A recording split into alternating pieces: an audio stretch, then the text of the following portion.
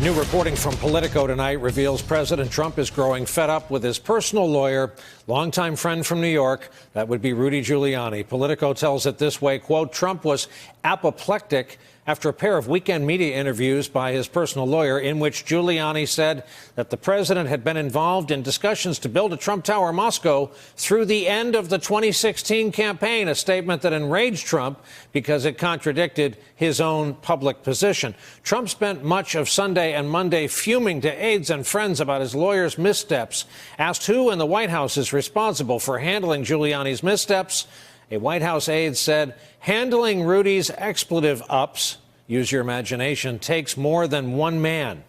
Giuliani pushed back at Politico's reporting, saying he's known Trump for 30 years and hasn't heard him complain.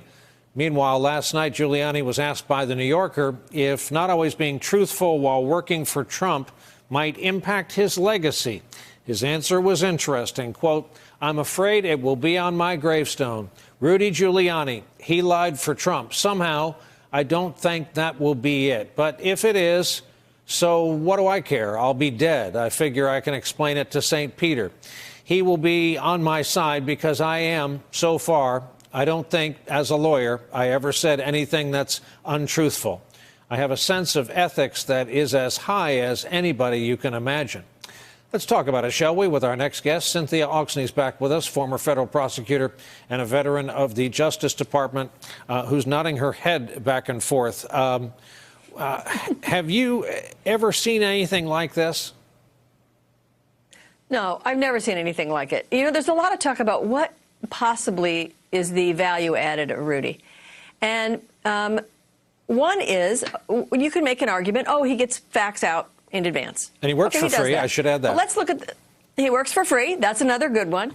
But let's look at it. Like, for example, this latest one where he says, the president told me that the conversations about the Russian tower deal were going on from when I started to run until I was elected. Okay, that is not helpful.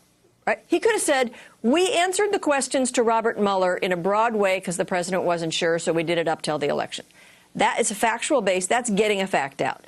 But when he says, I had a conversation with the president and he quoted the president, now what has he done? He has maybe waived attorney-client privilege, and he has also solidified that the president was lying to the American people during the entire campaign.